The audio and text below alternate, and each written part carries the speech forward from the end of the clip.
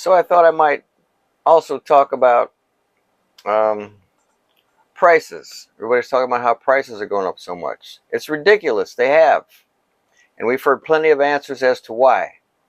But if we know anything, the corporate media won't be telling us the whole truth. Their job is to distract us from policy that is good for corporate power and bad for us. Tucker Carlson or NBC might be talking about inflation.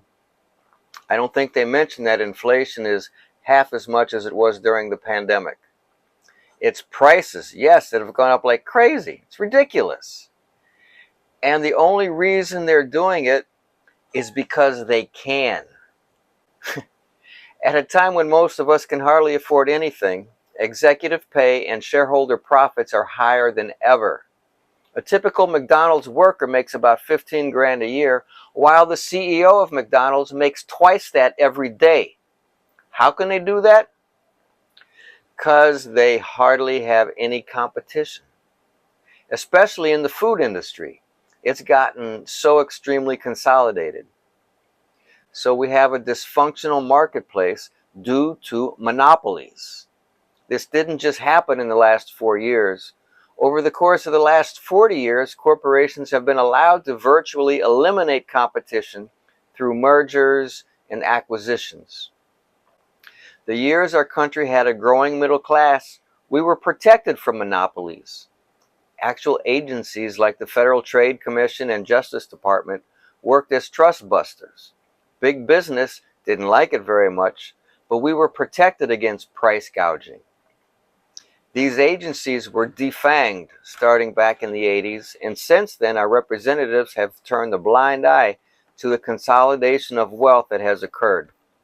Corporate lobbyists have succeeded in keeping our representatives from protecting us.